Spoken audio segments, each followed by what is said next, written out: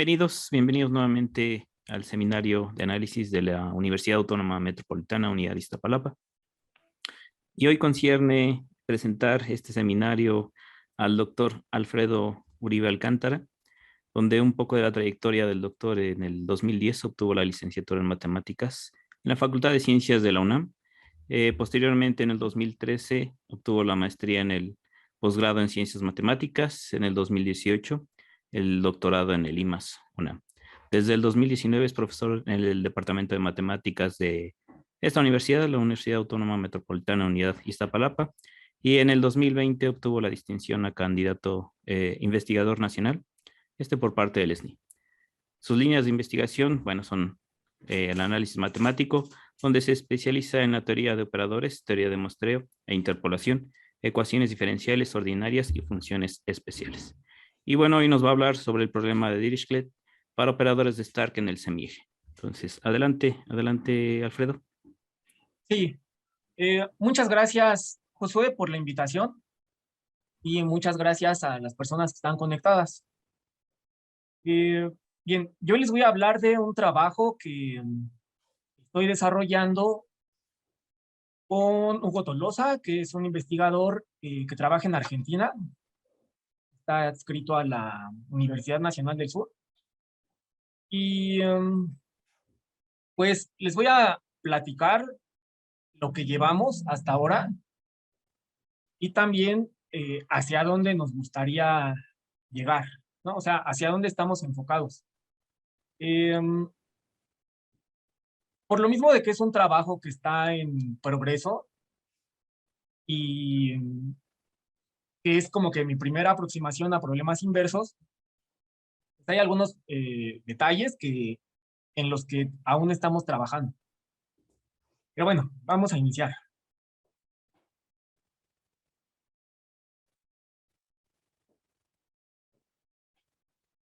Permítanme.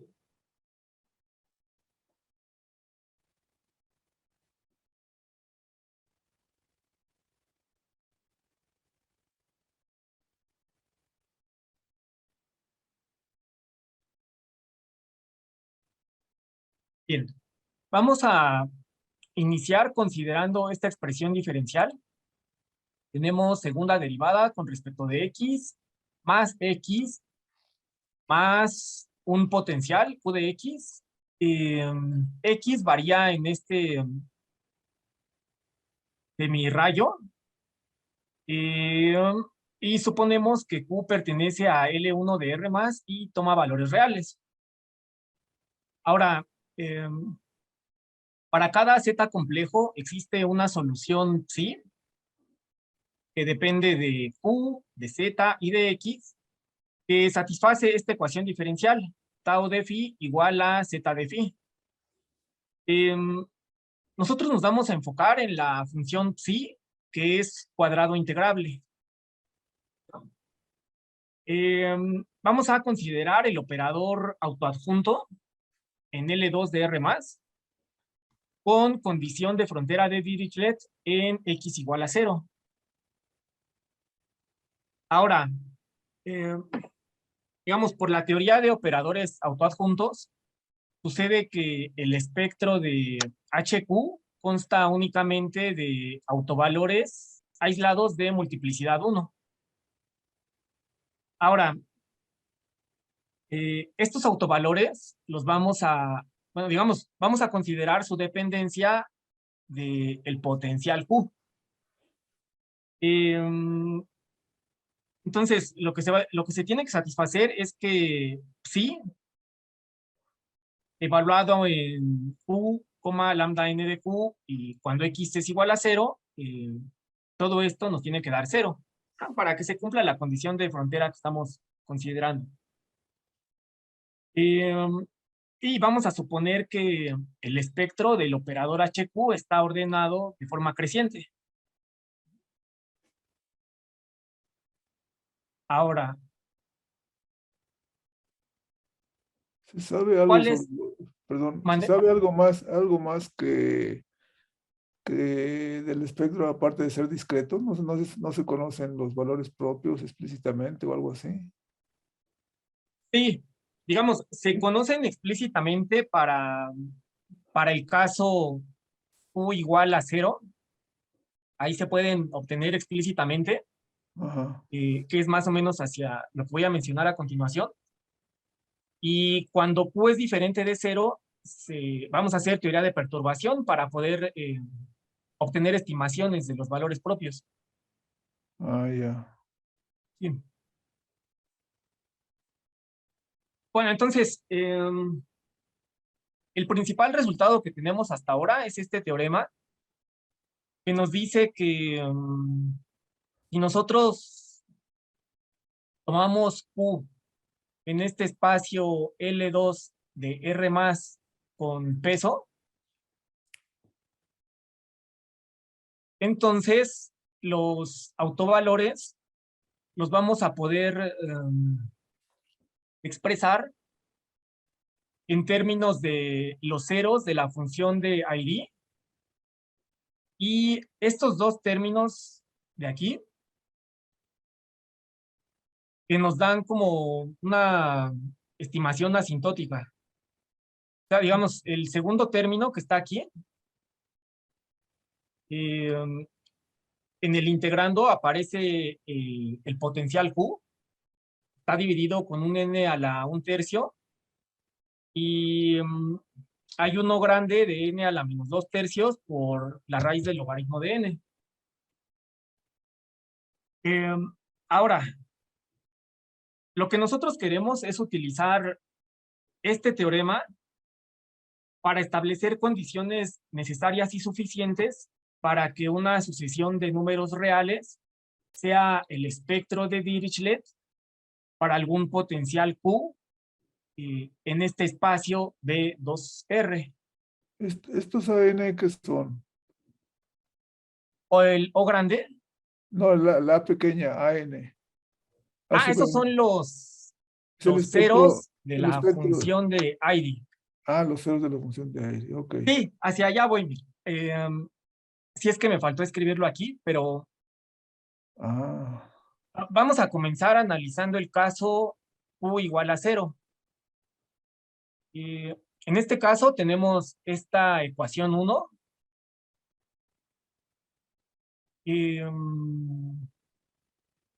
Nos vamos a fijar en la solución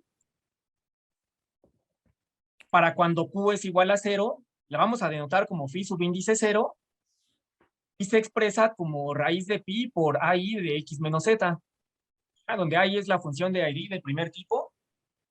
Y digamos, lo que nos interesa es que esta phi sub 0 es cuadrado integrable.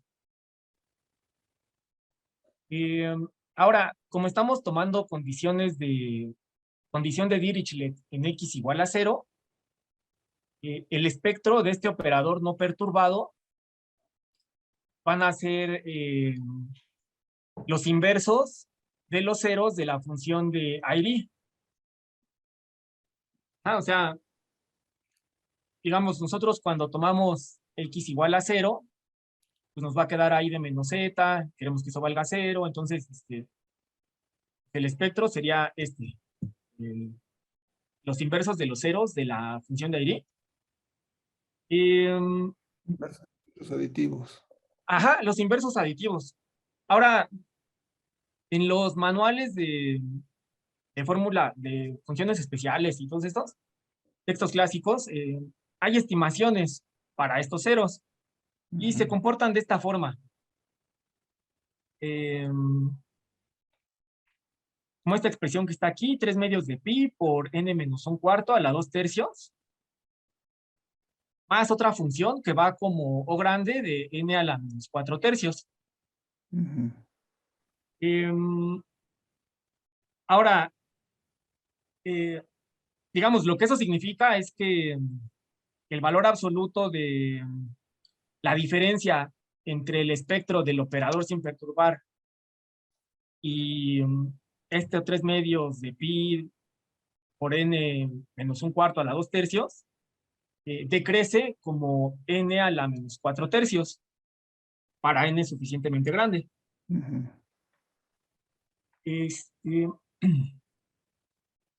Ahora,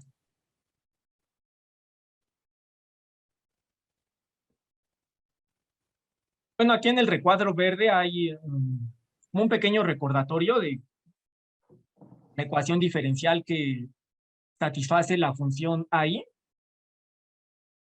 Sería esta ecuación diferencial. Digamos, hay como tres soluciones habituales. Una sería la AI, la otra sería la función BI, y la otra sería esta AI.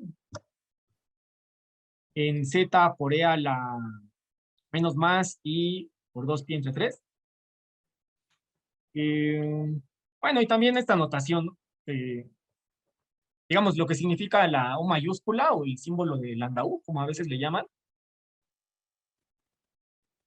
pues que nos indica cómo podemos acotar el valor absoluto de la función f de n. Pero bueno, es nada más como recordatorio.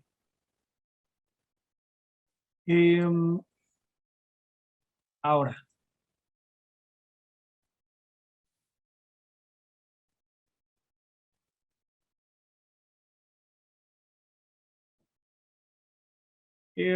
también vamos a utilizar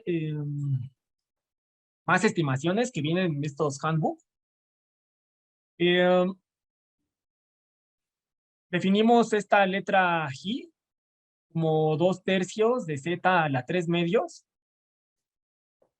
Y las primeras dos ecuaciones nos dan una expansión que va a ser uniforme en un sector que no contiene al semieje negativo.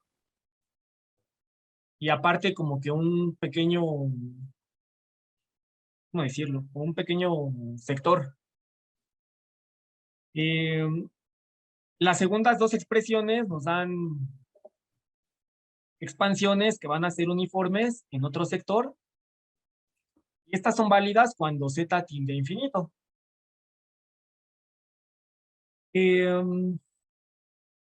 Ahora, utilizando estas expansiones, nosotros establecimos estas cotas para la función de AI, la función AI y su derivada. Ahora, si se fijan, en el caso de la función AI, aparece una exponencial de menos 2/3 por la parte real de Z a la 3 medios. Está dividida entre el módulo de Z a la 1/4. Y en el caso de la derivada, este término que está como denominador aparece multiplicando. ¿Qué más?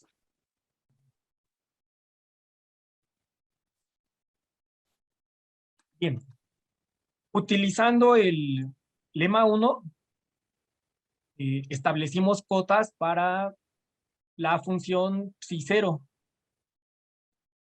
Otra vez aparece esta función exponencial de menos 2/3 por la parte real de x menos z a la 3 medios. Y este término, 1 más el módulo de x menos z a la 1/4. Y aquí pues otra vez notar que cuando estamos trabajando con psi0, este término aparece dividiendo. Cuando trabajamos con su derivada, aparece multiplicando. Y necesitamos otra función, otra solución linealmente independiente de la ecuación con la que iniciamos. Ahora, esta otra solución linealmente independiente la podemos expresar en términos de la función de ID del segundo tipo, o sea, esta BI, pero no lo vamos a hacer así, sino que vamos a utilizar una combinación lineal de AI y BI, que sería esta función θ más que aparece en la ecuación 4. Ahora, la ventaja de hacerlo así es que, como nosotros en el lema 1 ya establecimos cotas para la función AI y su derivada,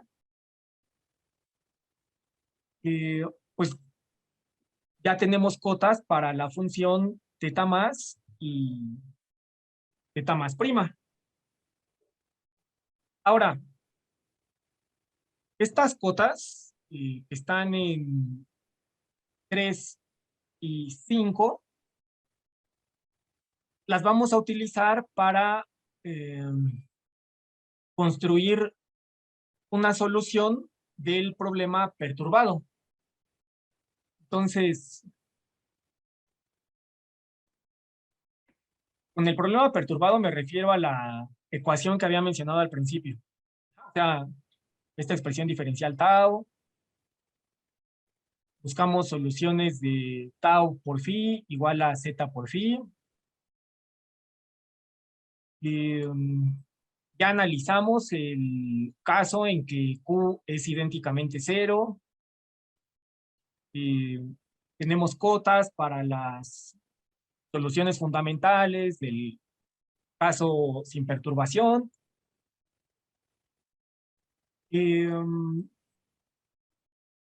Ahora lo que nos interesa es establecer la clase de perturbaciones que podemos admitir para nosotros establecer nuestras estimaciones de los valores propios. Entonces, como les había mencionado al principio, vamos a considerar un espacio L2 con peso. Sería este. Y bueno, un poquito de, como para aligerar la notación.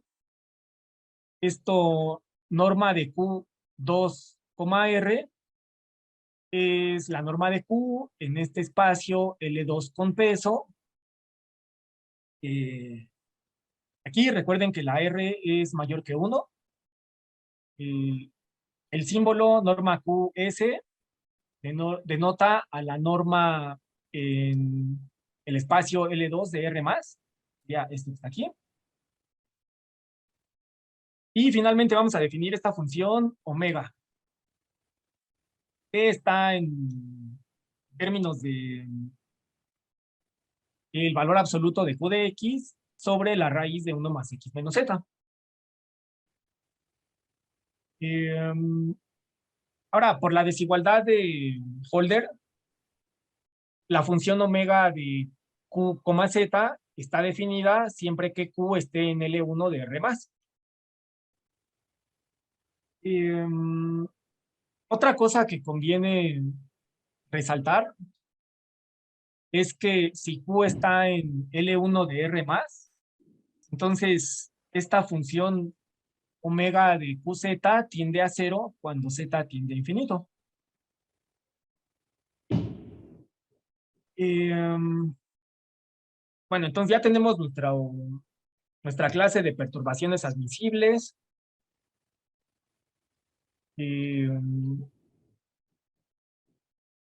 Bueno, también hemos establecido estas desigualdades que nos van a permitir controlar los lemas que voy a poner a continuación.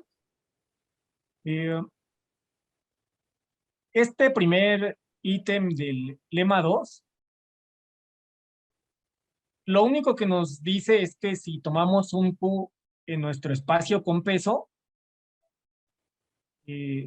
ese potencial va a pertenecer a L1 de R+.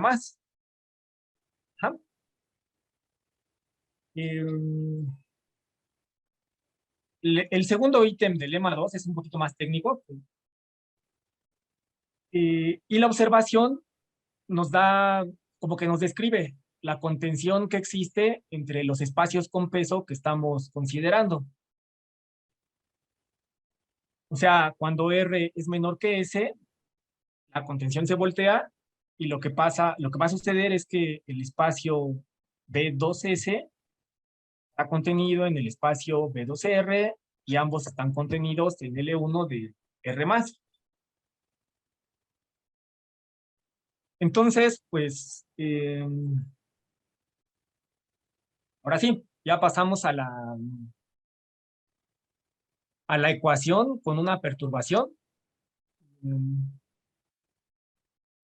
Ya vimos que nuestra clase perturbaciones admisibles está contenida en L1 de R+. Entonces, pues partimos de un Q que está en L1 y queremos construir una solución cuadrado integrable para la ecuación 6. Y bueno, no se puede entrar en detalles en un espacio corto de tiempo. Solamente les quiero mencionar un poquito cuál es la idea. Definimos esta función J0, pues es una función de Green. Y después vamos a hacer una definición recursiva. A esta psi n la vamos a definir como el inverso aditivo de esta integral,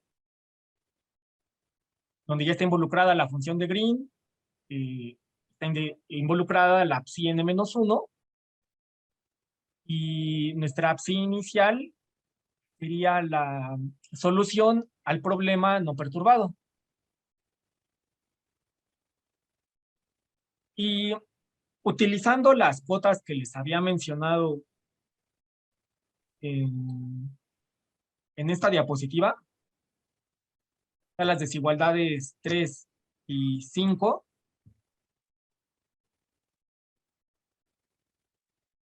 nosotros podemos demostrar la desigualdad 8. Ahora, esa desigualdad 8 lo que nos da es, digamos, lo que nos garantiza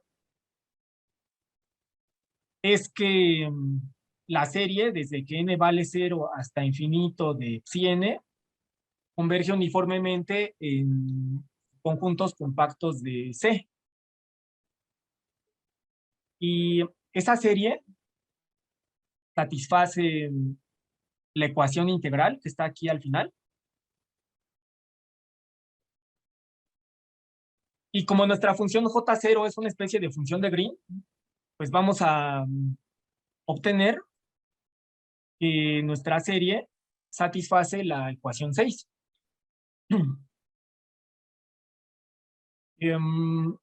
Ahora, digamos, lo que me gusta de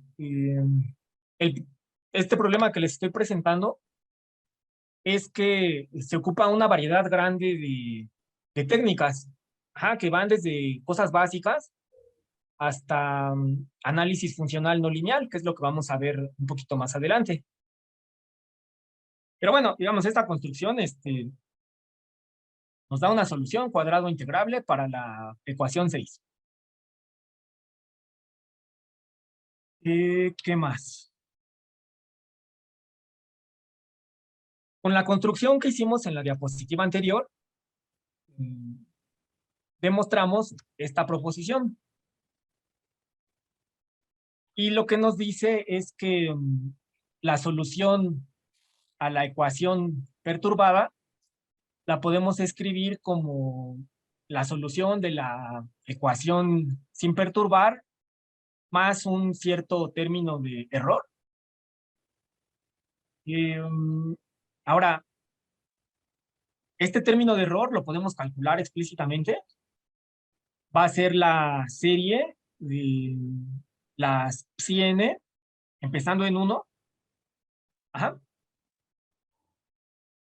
Digamos, recuerden que la psi era la suma desde 0 hasta infinito, y el primer término era la solución de la ecuación no perturbada. Entonces el término de error va a ser la serie desde 1 hasta infinito.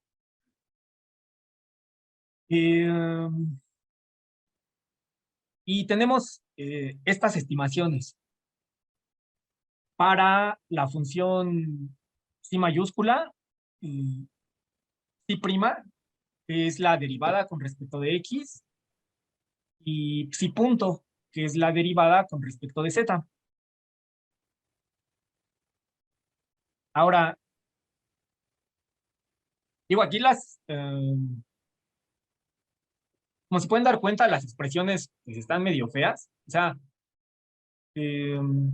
pues hay que hacer como que una cantidad considerable de operaciones. Se vuelve un poco enredoso, pero la ventaja es que como que todo es muy explícito, muy constructivo. Ajá, como que no se apela tanto a la existencia de algo, sino que uno lo va construyendo todo poco a poquito. Y eso pues me agrada, ¿no? Y como que el poder ver de dónde salen las cosas que uno está manejando. Bueno, entonces ya tenemos estimaciones para nuestro término de error, para sus derivadas, con respecto de X y con respecto de Z.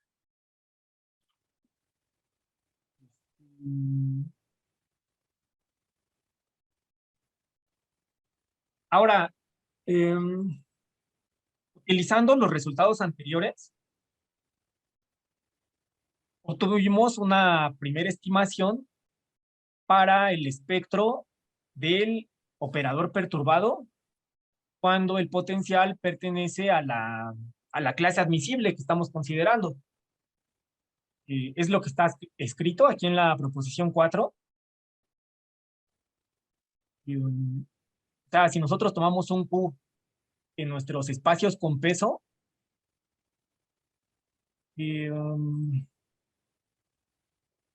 la diferencia entre el espectro del operador perturbado y el operador sin perturbar desciende como n a la menos 2/3 más epsilon. Bueno, lo podemos controlar con con esto.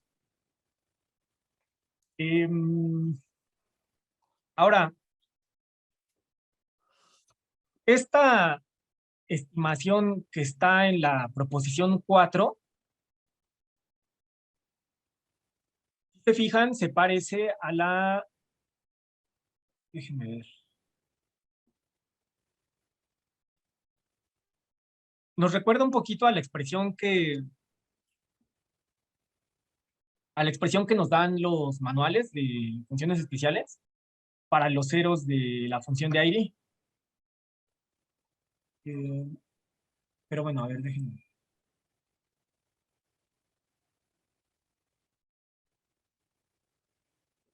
Y bueno, también tenemos estimaciones para la norma 2 de la solución del problema perturbado. Serían estas. Ahora, esta proposición 4 se utiliza con el teorema de Rouch, que se ve en variable compleja, que es bastante útil. Y el lema 5 se utiliza con las cotas que están aquí en los ítems 2 y 3 de la proposición 3. Ahora, bueno, aquí me gustaría como que mencionar un poco que muchas de las ideas que les estoy mencionando son como que provienen de un texto clásico de Poschel y Trubowitz, se llama Inverse Spectral Theory. Y en este texto ellos como que ponen los cimientos para un método que funciona cuando uno considera diferentes expresiones diferenciales. Entonces, como que si uno sigue como que la vertiente que han tomado estas ideas de Poschel y Trubowitz de este libro, podemos encontrar este texto de Shellback y Kargaev, donde ellos analizan el problema inverso para un oscilador armónico. Y también me gustaría mencionarles en este punto de la charla que la estimación que yo les mencioné para el espectro del operador perturbado es muy parecida a una estimación que obtuvieron estos dos autores, Latifova y Kanmamedo, en este artículo. ¿No? Solo que ellos ponen restricciones más fuertes para la función Q. ellos piden que Q sea continua en el semieje. Y bueno, de hecho, cuando Hugo y yo pusimos nuestro preprint en el Arcaed, Latifoba y Kanmamedov se comunicaron con nosotros, nos dijeron así de, hey, nosotros estamos trabajando en algo parecido. Pues ya así fue como Hugo y yo llegamos a este artículo, porque en realidad no lo habíamos, no, o sea, no lo habíamos como visto anteriormente. Pero sí, digamos, es diferente porque las condiciones que ellos piden son más fuertes. Y de hecho, encontrar este artículo de ellos nos llevó a nosotros a refinar nuestras estimaciones y a tratar de entrarle al problema inverso para poder generar algo pues diferente, ¿no? A lo que ya está escrito actualmente. Pero bueno, esta proposición 4 es la que les digo que es parecido a lo que obtuvieron Latifoba y Kanmamedov.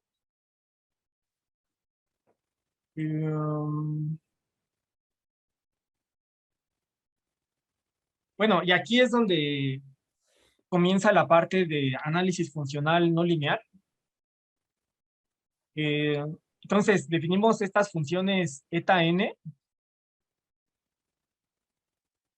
que son las funciones propias normalizadas.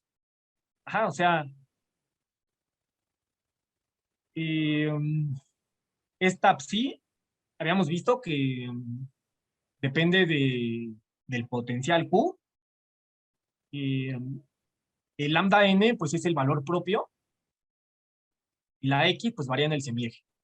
Entonces dividimos entre su norma, y tenemos funciones propias normalizadas, satisfacen pues, esta ecuación, ¿no? Está aquí.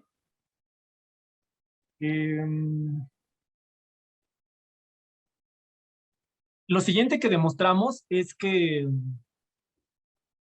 cuando nosotros consideramos a los valores propios como mapeos que dependen del potencial Q y tomamos Qs en nuestro espacio de perturbaciones admisibles, ese mapeo va a ser real analítico y también encontramos una expresión explícita para su gradiente. Ahora, llegado a este punto, pues hay que decir, hablar un poquito de estos conceptos, ¿no? Porque, o sea, ¿qué es eso, no? ¿Qué es real analítico? ¿Qué es el gradiente? ¿Qué es todo esto? Bueno, voy a mencionar rapidísimo algunos conceptos de diferenciabilidad para funciones entre espacios de Banach. Y nosotros tenemos E y F, que son espacios de Banach. Tenemos un subconjunto de E abierto. Una función F, cuyo dominio es U y toma valores en F, va a ser diferenciable en X. Existe un mapeo lineal y acotado que se denota como DXF y un mapeo ρ definido como en una bolita alrededor de el 0 de E, que cumplen esta propiedad. Ahora, si se fijan, pues esta expresión recuerda mucho como a la expresión para derivada que estamos acostumbrados a manejar desde cálculo. Ahora, se puede verificar que el mapeo lineal y acotado que cumple con esta propiedad está únicamente determinado y eso es lo que llamamos la derivada de f en x. En la literatura se le conoce como derivada de Frechet, en algunas referencias. Ahora, cuando nosotros tomamos, digamos, en el caso particular en que f es igual al conjunto de números reales, lo que va a pasar es que esta derivada, pues es un funcional. O sea, como es un funcional lineal acotado, podemos utilizar el teorema de representación de Riesz. Y entonces va a haber un único elemento de nuestro espacio de perturbaciones admisibles que nos va a servir para calcular nuestro funcional, cualquier elemento del espacio. Y bueno, ese elementito que nos da el teorema de representación de Riesz es justamente lo que se llama gradiente y se denota de esta forma. Y, ¿qué más? Bueno, también hay que hablar un poquito de la complejificación de un espacio vectorial sobre los reales. Y ahí lo que se hace es tomar partimos de que tenemos un espacio vectorial sobre los reales, entonces tomamos el producto cartesiano, y como queremos obtener un espacio vectorial sobre los complejos, tenemos que definir operaciones. La suma va a ser coordenada a coordenada, y el producto escalar se define de esta forma. Se ve un poco curiosa, pero para obtenerla se sigue un razonamiento muy similar al que se hace para definir la multiplicación de números complejos. Bueno, entonces sería la complejificación de un espacio vectorial sobre los reales.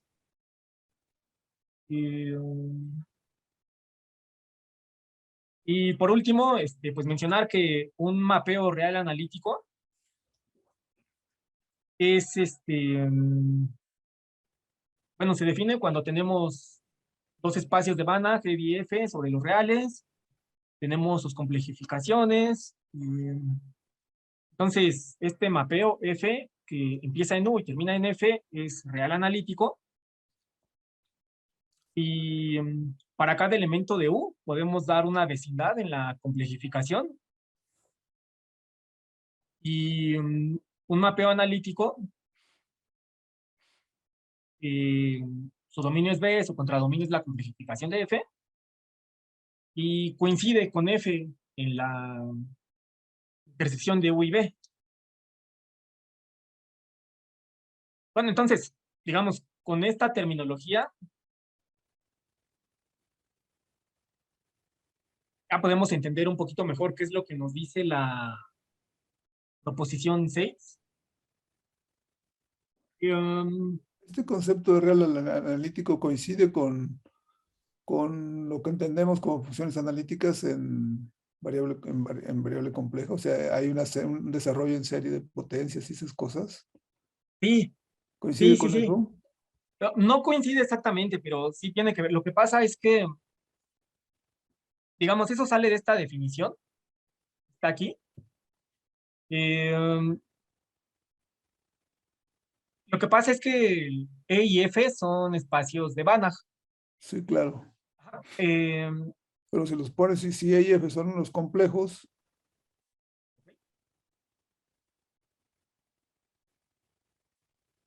creo que ya entendí. Tomamos E y F como los complejos.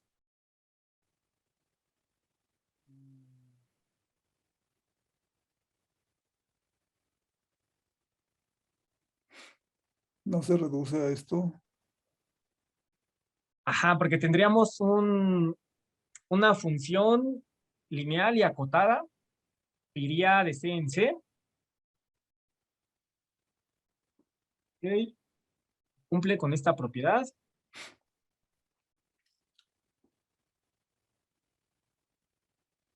Es que ahí hay un pequeño detalle. Lo que pasa es que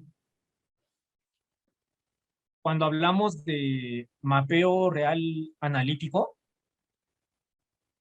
partimos de dos espacios de Banach sobre los reales. Y luego tomamos sus complejificaciones, que sería este producto que está aquí. Y ya tomamos esas operaciones. Y este concepto de mapeo real analítico, como que nos dice es que hay una función G que extiende a la F en la complejificación. Ujú. Entonces, yo siento que sí está relacionado con lo que menciona, pero habría que tomar como E y F a los reales. Reales. Ajá, Ya. para de ahí tomar la complejificación y todo esto. Sí. Mm. Y bueno, todo eso como, digamos, toda esa terminología que llega a resultar engorrosa, mm, como que esencialmente lo que nos está diciendo es, bueno, tú considera a los autovalores una función que depende de Q. Y toma Q en tu espacio de perturbaciones admisibles, es un L2 con peso. Ahora, como tenemos dos espacios de Banach sobre los reales, como que ahí sí podemos hablar de mapeo real y analítico si tomamos las complejificaciones de estos espacios. Podemos encontrar el gradiente que está dado por esta expresión. Y el gradiente, pues nos va a servir para poder calcular la derivada de los valores propios. O sea, la derivada de los valores propios en un Q particular. Entonces, está como curiosa la idea, ¿no? O sea, después, y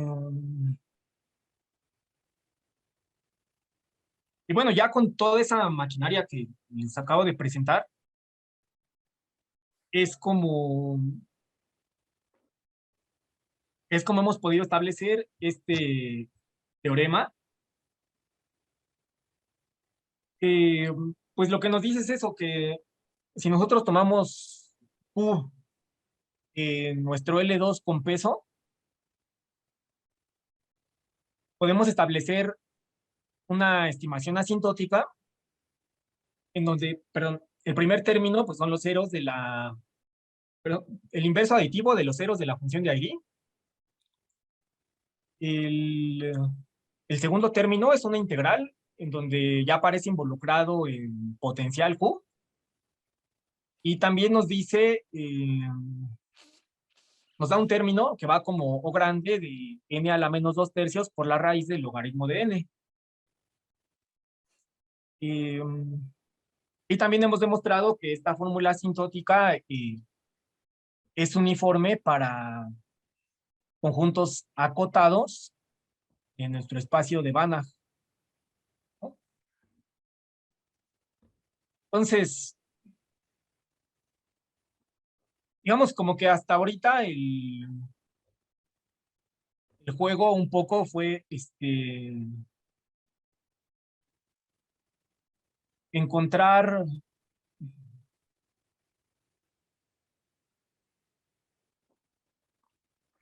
espacios de Banach que, ¿cómo decirlo? Que estén contenidos en L1 de R+, para que nosotros podamos hacer esta construcción de la solución de la ecuación perturbada y utilizar las cotas que están aquí, utilizar análisis funcional no lineal para obtener esta expresión del gradiente de los valores propios y digamos que lo que nos gustaría es que esta estimación del teorema 7 sea lo suficientemente óptima para obtener esta caracterización que les menciono aquí. O sea, lo que nosotros queremos es establecer condiciones necesarias y suficientes para que una sucesión de números reales sea el espectro de Dirichlet de un Q que está en nuestro espacio L2 con peso. Y hasta aquí les he platicado como que la mitad de lo que se requiere para poder abordar este problema inverso. La otra mitad de lo que se requiere es hablar de las constantes de normalización. Como les había mencionado, ese es un trabajo en el que apenas, o sea, aún estamos trabajando y, y pues como que mi entendimiento de las constantes de normalización aún no es, digamos, apenas pues estoy como que comenzando a trabajar con eso. Y, pero bueno, a eso es a lo que nos gustaría llegar y esto es lo que llevamos.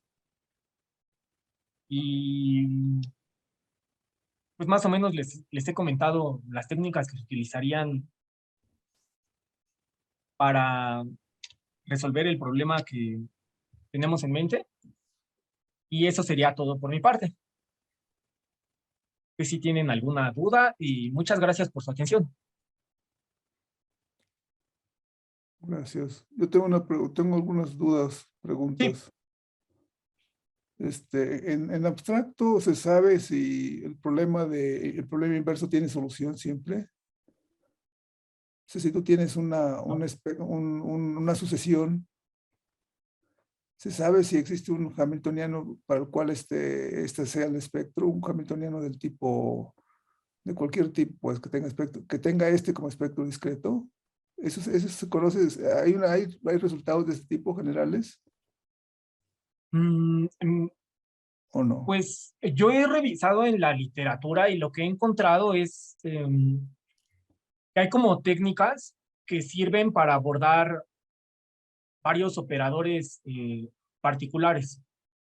Digamos, como esto que le mencionaba de que estas ideas de Pochel son para el intervalo 0,1. Se pueden generalizar, que es lo que hicieron Chelkak y Kargaev para para un oscilador armónico. Ellos lo Ajá. hacen primero en la recta real, después lo hacen en el semieje. También hay por ahí otro paper de Peschel,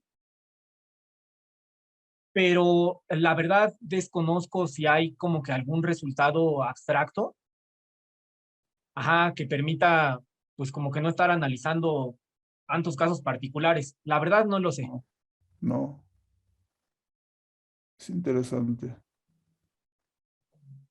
¿Y por qué le llaman Star Operators? Eso me llamó la atención el nombrecito. Ajá.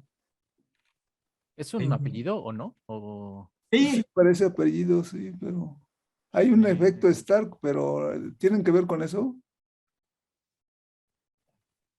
tiene...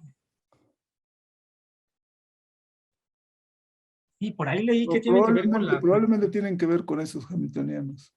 Ajá. Sí, recuerdo haber leído algo que está relacionado con la persona que comenzó a trabajar con esta expresión, pero exactamente no recuerdo el nombre. Ujú.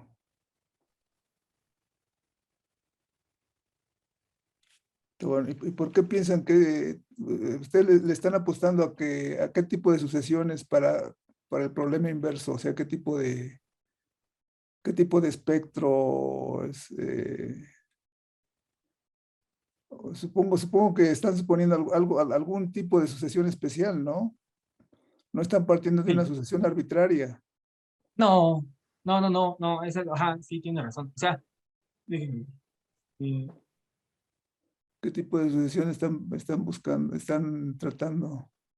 Lo que pasa, o bueno, como yo lo entiendo, es que este teorema 7, a ver, no creo que me voy a revisar aquí. Aquí está. Como que este teorema 7 nos da como que un rango como de Ajá, error, digamos. ya, ok. Ajá, porque nosotros ya tenemos una caracterización para los ceros de la función de ID, que sería esta expresión, menos AN igual a no sé qué. Entonces, pues podemos ver que no están distribuidos uniformemente en la recta real. Eso es bonito. ¿Saben cómo es la distribución? Eh, La distribución quiere decir cómo son las diferencias, ¿verdad? Entre valores propios. exacto, sí. Ajá. ¿Se sabe algo sobre eso? Pues es lo que estamos, bueno, digamos, es lo que estaría escrito aquí. Ah, Ajá, porque, ¿cómo decirlo?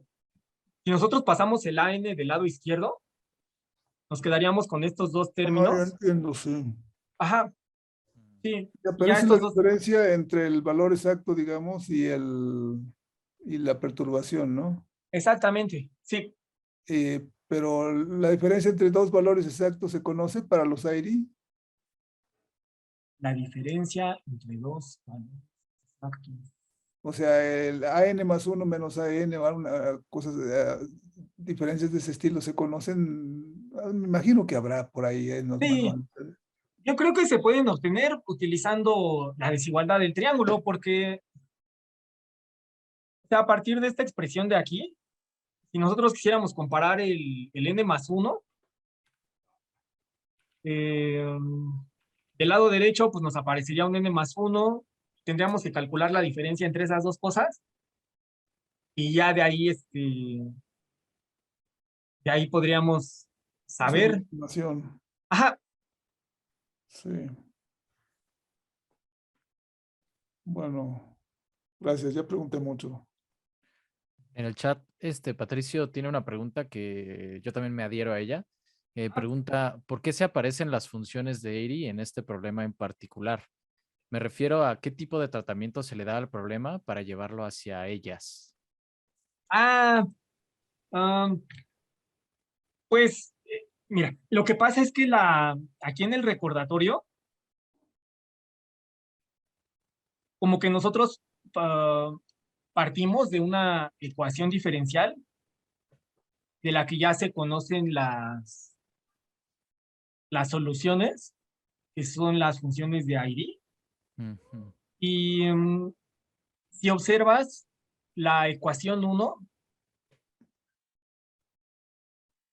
ujú. ¿Tiene nombre la ecuación 1? pues como tal, ¿No la conoces? pues sería pues la expresión que define al operador de Stark sin perturbar. Ajá. Ajá, pero lo que pasa es que no es, digamos, volviendo a la pregunta de Patricio y de Jorge, no es difícil demostrar que esta función psi0, definida como raíz de pi por ahí de x menos z, es solución de la ecuación 1. Digamos, eso se puede verificar rápidamente utilizando la ecuación que satisfacen las funciones de... Aquí está la ecuación de Airy, a eso me Ah, refiero. ya. Ajá, O sea, es sí, una Airy perturbada con X, digamos, ¿no? ajá, Ujú, ujú, Ok, sí. sí, ujú, sí. Digamos, se puede verificar fácilmente. Sí, es como que hacer la cuenta y utilizar pues la Ok, ecuación que sí. satisface la AI. Ajá, O sea, son solamente, es como una traslación, ¿no? De la función ujú, de Airy. sí. Ok. mm. Oye, como curiosidad, en este análisis, bueno, si lo dijiste, se me pasó, pero las propiedades de la función de Airy con la transformada de Fourier, ¿en algún lado las usaron o no? Hasta ahora no. Ah, bueno, a ver, déjame, mira, espérame. Eh, Hasta ahora hemos utilizado mucho estas expansiones asintóticas que están aquí. Ujú. Mm, pero no hemos utilizado hasta ahorita la relación que hay entre AI y la transformada de Fourier. Ujú. Ok, ok. Ujú. No sé Ok. si más adelante, ya cuando o sea, ah, digamos, cuando sigamos avanzando con esta parte que les menciono de las constantes de normalización, no sé si al llegar a ese momento haya que utilizar otras propiedades. Ujú. Ok, gracias. Muy bien, no sé si alguien más tenga alguna otra pregunta.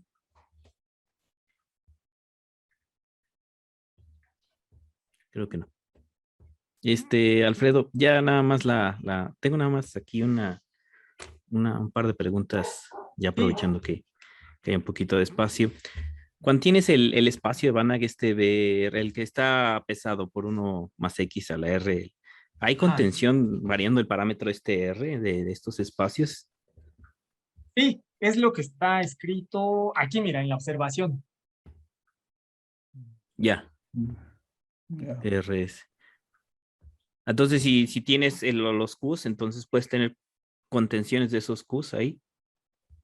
Me refiero del SQ del potencial que estás manejando. Ajá, Ajá, porque si está dentro de este espacio, entonces para un R determinado, tienes los lambda n de una forma, ¿no? Que se ajá, comportan asintóticamente. Entonces, si están en un R y agarras un S que está más grande que R, entonces están contenidas ahí mismo. Hay contención de esas funciones. ajá. Por, por esta Por esa expresión que propiedad. está aquí, ¿no? Si agarramos un Q esté en el B2S y el S es más grande que R, ese Q va a pasar al B2R. Ya, ya, sí. Sí. En ese sentido, por eso no le pones parámetro R a los lambda n. Ah, ya te entendí la pregunta. Ah, ajá, sí, Ya, y por ya, eso muy bien. no.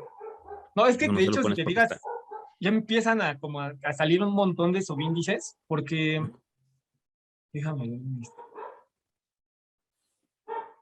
por ejemplo, esta función sí, ya depende de Q, depende de Z, depende de X, y luego están las normas involucradas, y sí se hace un relajo con la notación. Sí, lo entiendo. Este, Otra cosa, agarras el potencial en el semieje, ¿verdad?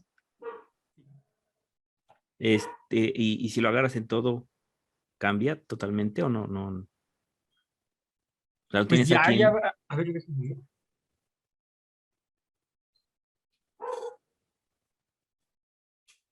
Y es que yo creo que tiene que ver con espera. Lo que pasa es que cuando tú agarras tomas esta expresión tau en el semieje, Ujú. como que depende del comportamiento de las funciones en cero y en infinito. Y ya de ahí se hace este análisis que tiene que ver con la alternativa de Weyl y lo que pasa en cero y lo que pasa en infinito, que si tienes caso círculo límite y caso punto límite y todo esto. Ya, Entonces, para ver yo, si es autoadjunto o no es autoadjunto, ¿no? ajá, Ya. entonces, lo que planteas de hacer el análisis en toda la recta, Ujú. pues yo creo que habría que ver qué pasa, ¿no? O sea, en menos infinito, en más infinito, qué caso círculo límite o caso punto límite, y ver si eso no afecta la distribución del espectro, porque en este caso, pues nada más va a haber una cantidad finita de valores propios negativos. Ah, eso es lo Sol- que quería también llegar. Ah, ¿Cómo determinas esa parte de qué es las propiedades del espectro que mencionaste? Es autoadjunto, ah. pero o qué método utilizaste o resultados para llegar a esta parte de que el espectro es discreto, de multiplicidad 1, etcétera, lo que mencionaste. Ahí es recurrir a los textos, al libro de Weidmann, estos Mm, textos clásicos de teoría de, estos textos de Weidmann de De teoría espectral de expansión operadores. de expansión de autofunciones y teoría espectral de operadores. Sí, Ya. ellos hacen como que un análisis así muy bueno de cuando tienes los diferentes casos.